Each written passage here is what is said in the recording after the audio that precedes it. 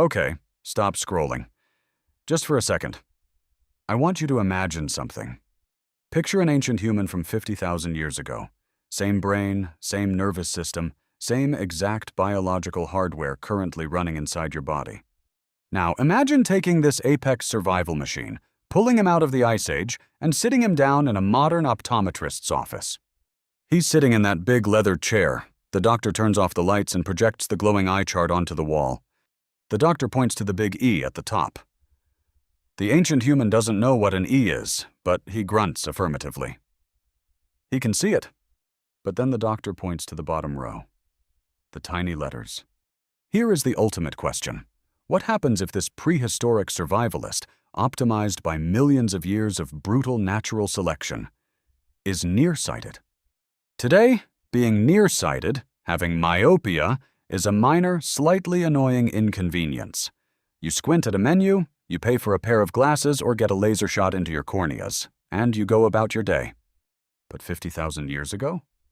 There were no glasses. There was no contact lens subscription. If you couldn't see the horizon, your world ended exactly 15 feet in front of your face. Imagine our ancient human. Let's call him Og. Og is out foraging. He looks up and sees a blurry orange fuzzy blob in the distance. Is it a weirdly shaped bush? Is it a beautiful prehistoric sunset? No, it's a 400-pound saber-toothed cat, and it is moving at 35 miles per hour. By the time that orange blob comes into crisp 4K resolution, it is currently detaching Og's head from his torso. Evolution is a ruthless, unforgiving quality assurance inspector. Bad hardware gets recalled. Permanently. Because of this, we tend to assume that every single ancient human had the eyesight of a military sniper. We assume that bad vision was simply, and violently, edited out of the gene pool by the claws of apex predators. We think bad eyesight is a genetic flaw that we somehow developed in the modern era. But what if that story is completely wrong? What if your terrible eyesight isn't just a genetic failure, but a direct result of a modern environmental hijacking? First, we need to understand how the eyeball actually works. Your eye is not a static piece of glass. It is a living, growing organ. During childhood, the eyeball has to grow to the exact perfect length so that light focuses perfectly on the retina. If the eyeball grows too long, the light focuses in front of the retina. The result? Nearsightedness. The horizon becomes a blur.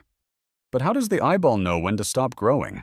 Science has recently uncovered the mechanism, and it is mind-blowing. The eyeball measures light, specifically natural sunlight.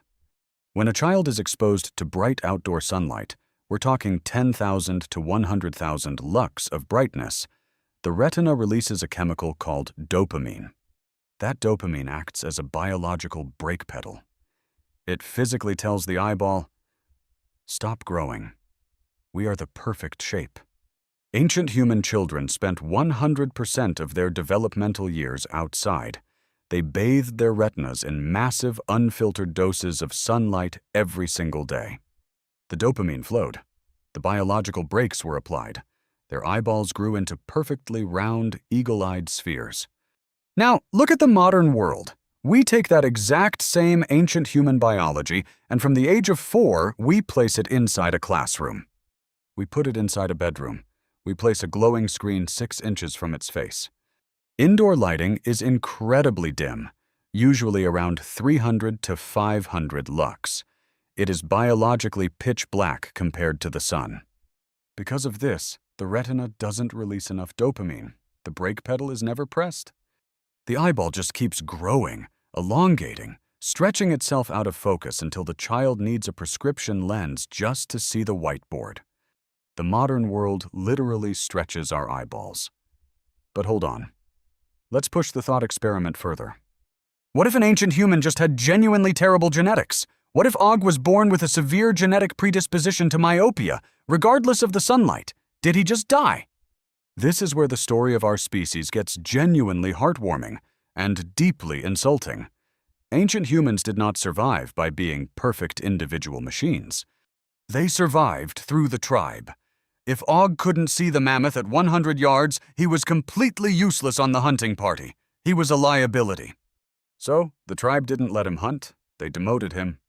They took the guy who could only see things clearly if they were 3 inches from his face, and they gave him a job perfectly suited for his biological defect. Og became the tool maker. He sat in the safety of the cave, staring intensely at a piece of flint, meticulously chipping away to create the perfect, razor-sharp spearhead for the guys with good vision. Og became the first IT guy. He didn't survive because he could spot the predator. He survived because ancient humans had already invented the greatest survival trick in history: division of labor.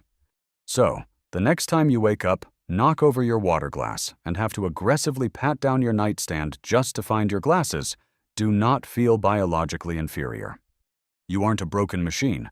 You are an ancient human whose visual software was hijacked by indoor lighting, relying on the exact same tribal protection that kept your blurry-eyed ancestors alive 50,000 years ago.